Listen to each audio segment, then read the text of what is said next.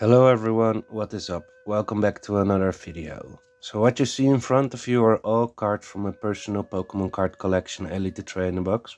I had these cards stored away for quite a while and now it was time to sort them out and add them to their respective binders. And we start today with the Japanese art rare Pokemon cards.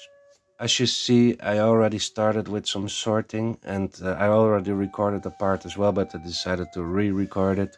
I was rambling on about a topic that I don't really even think is worth to discuss, so I'm not going to discuss that and let's focus instead on the cards. So yeah, I almost started rambling about it again, but the goal of today's video is just preparing for the upcoming Pokemon card Japanese Artware binder video. And we actually need the Artware Pokemon cards for two binders. I'm going to start a new project where I have a separate binder for all my Generation 1 151 art rare Pokemon cards. I want to see if the Pokemon Company is going to make an art rare for every Generation 1 Pokemon.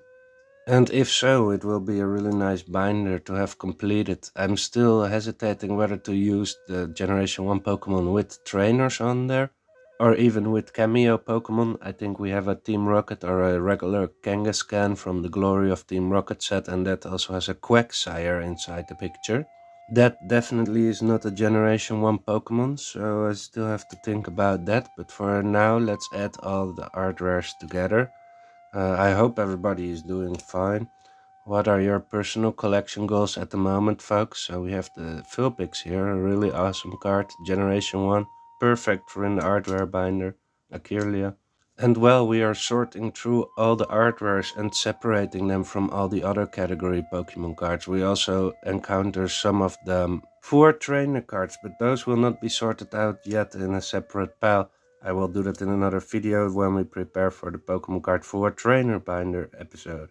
So a cool card I talked about is in the previous Pokemon card mail day. I talked about this card a while ago as well. I think basically I've talked about every of these cards at least in one of the episodes, so that is pretty cool to see. I talked, for example, about the full art. This is a one from Battle Styles, the Tyranitar. I still need to add this to my Battle Styles collection. And the second function of this sorting is to see how many examples or how many copies I have of each Japanese art rare. If I have too little, I can buy more. If I have too many, I can finally put some back up for sale. Sales are slowing down again. It was like towards the end of July it slowed down really much. Then in the first 2 weeks of August sales went up crazy. And now we're in the 3rd week of August. Everybody is back to school basically and it started to plummet again. It is really volatile. You can't put your finger on it. It is really weird to say, but yeah. Oh, I notice it is starting to rain a little bit over here, but Sprigatito doesn't seem to be bothered. An awesome art rare Pokemon card, folks. Don't sleep on those. Then we have my first battle Pokemon cards. I don't know if everybody has already seen these. Those prices of these boxes. I remember someone was making fun of me for collecting all these cards, but these products are now like 8 times as expensive as when I started to collect these cards. Now the cards are still available, but the products, they were about $10 when I started to collect these cards, $12 maybe. A friend of me saw it when he was on holiday abroad.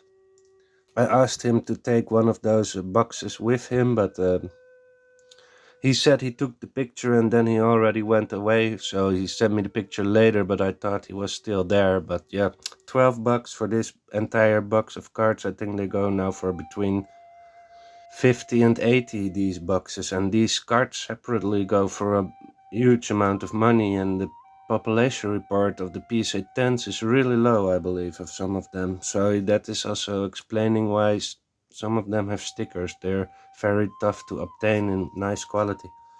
So yeah, how many art rares do we have currently of 151 Pokemon? I don't know, I should have looked it up prior to this episode, but also on this Lapras, which is a Generation 1 Pokemon, we have a Pelipper Mantine, I can't really remember the name, and a fish, I think Finian or so. Maybe that's a Wishy-Washy or the pre-evolution of Wishy-Washy behind that. And yeah, in general, this is a beautiful Lapras card, V-Star Universe.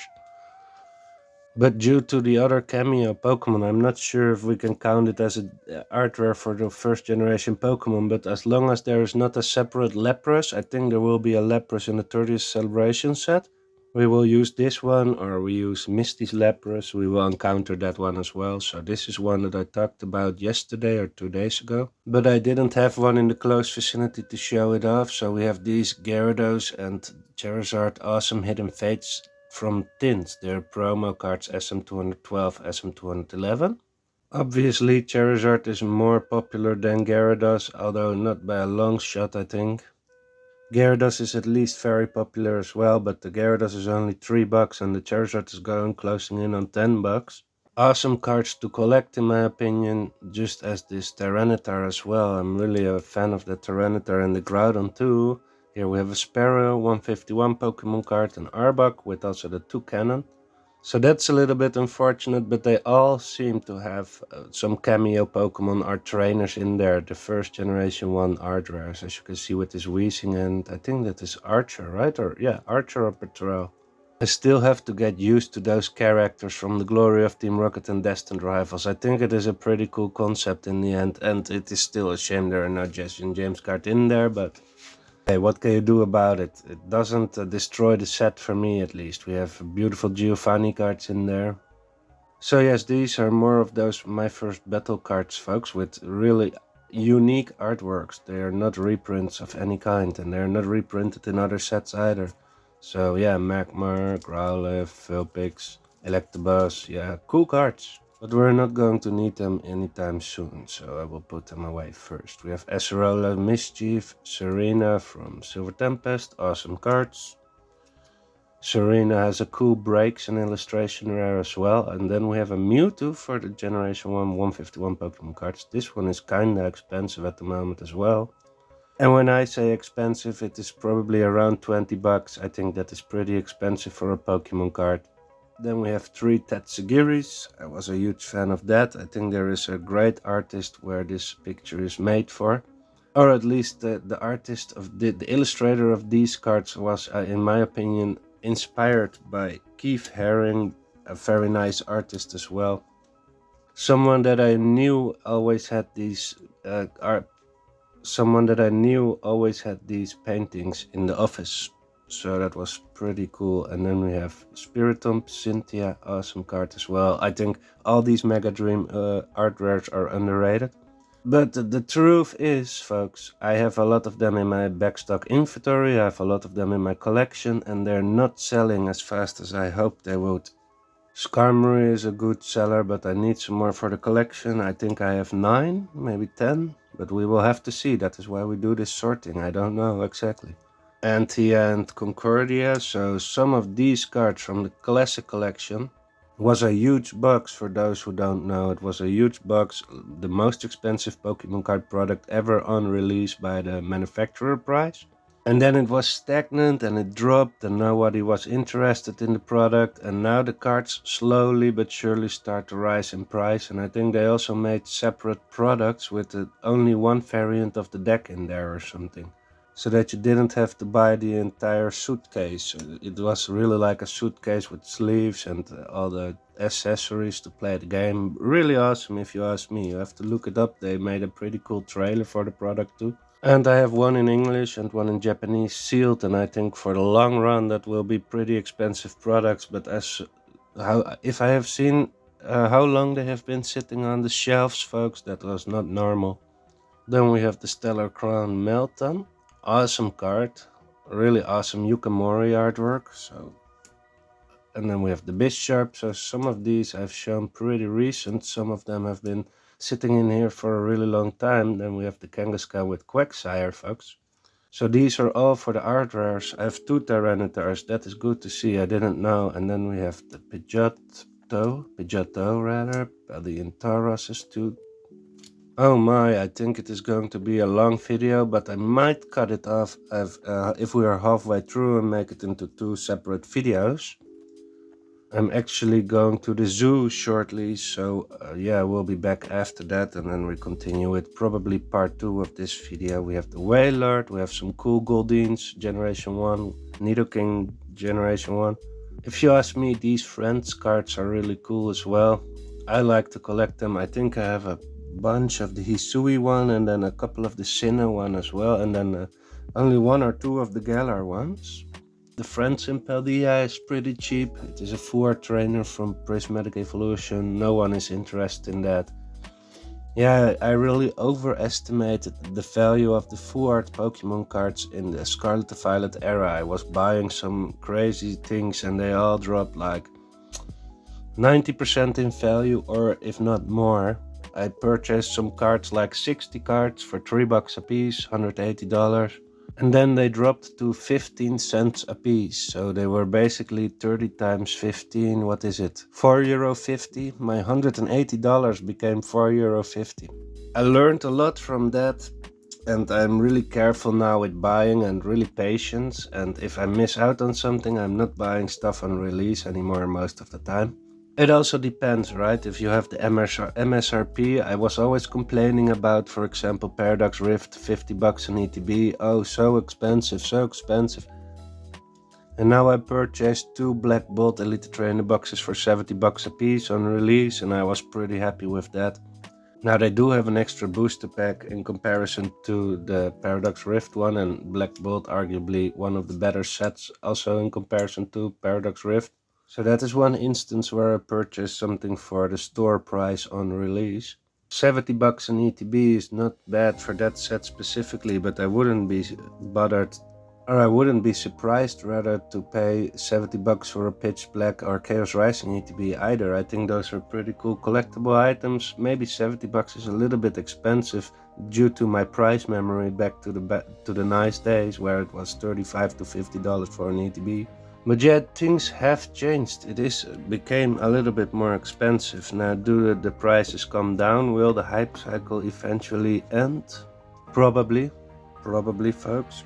But yeah, I think $70 for an ETB, even if you are outside of the hype cycle, I think it is not that bad. If I can find the 30th Celebration Elite Trainer boxes for $70 a piece, well, I would be really... I don't know all these expression words in English. I think it is excited. I would be really excited and buy a ton of them for $70 an ETB. And the truth is, when the Celebration 25th anniversary was released, I paid already $80 an ETB as well. So that was not that weird to do. $70-80 is not really a bad price for an Elite Trainer box, depending on the set. That is what you have to add, I think. So some really cool Pikachu cards, folks. This is the more expensive variant on the My First Battle decks. You have 2 different decks, the one with the Charmander and the Vulpix, and then you have the one with the Pikachu and the Squirtle. I'm not 100% certain, but I know the Pikachu variant is obviously the most sought after one. We have the Pokeball variant here with the blue border, and it is unfortunately in excellent condition, a little bit of whitening. But these two, the regular cards, are in near mint to mint condition, so probably worth it to send it out for grading. Now you can already see the first one is slightly top heavy on the centering, so but the population report is really low on the 10s on these cards. Now the next question is obviously, is there a large demand for them, just like this Pikachu as well? Also top heavy a little bit, but this one is undamaged. Maybe this one will also have a chance at a 10, and then it will be $600 at once. Pretty crazy to think about that this card was only 5 cents and it is now $4 raw, and the PSA 10 population report is so low that people were willing to spend a lot of money on a PSA 10 copy. I have sold them for $1 each. I didn't buy them for 5 cents each. I opened all the product myself, and I decided to keep some, and I purchased this one probably for $1 back later when a friend sold his Celebration Pokemon cards. The promo, very famous on the channel, purchased and sold a lot of them. Now they're starting to get up in price, and I'm not selling them anymore, and I'm not buying them anymore. Beautiful Generation 1 Bulbasaur art rare from the set 151, Pokemon card 151, another Vulpix, Roserade. This is one of my favorite cards as well. I believe this one is from Heatwave Arena, but it can also be from the Destined Rivals Glory of Team Rocket set. Not sure. This is Mega Dream. Some Cosmos foils. I think these will be really cool in the future, between $1 to $2. A ton of the Mega Gengars, talked about it in the last Pokemon card Meal Day video coincidentally, and I have all of them in Phantasmal Flames, but there is also one in the Mega Dream Ascended Heroes. Now, Ascended Heroes is a larger set in amount of cards compared to Phantasmal Flames, and these were also reprinted in the battle deck of the Gengar. So the odds are the ones from Ascended Hero will be slightly lower in print run, so they might be more expensive in the end in the long run. On the other hand, the Ascended Heroes one is the reprint. This is the original one, so we will see how that will turn out. What do you think, folks? Which one will be more expensive, or doesn't it make much difference in the end? So yeah, I talked about this card for a long time as well. A promo in the battle deck. I think one of the first times they made some cool cards for the battle deck specifically, at least that I knew of. And yeah, pretty unique artwork as well. If people collect Mewtwo, you cannot skip out on this one. Obviously there are way nicer Mewtwo cards, but hey, it's one of the fan favorite Pokemon. I like it. I had tons of them. I sold them all. I have one in the collection.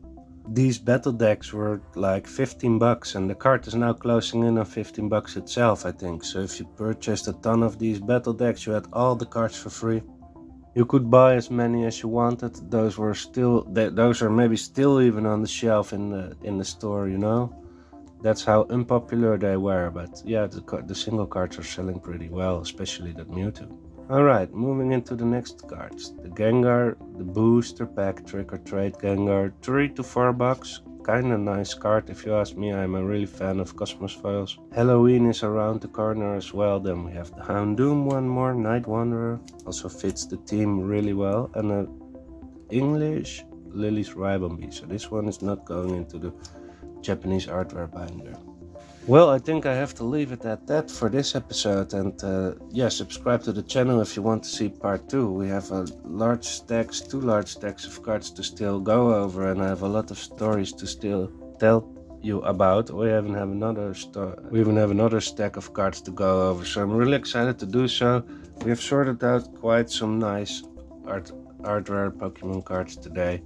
Thanks everybody for watching.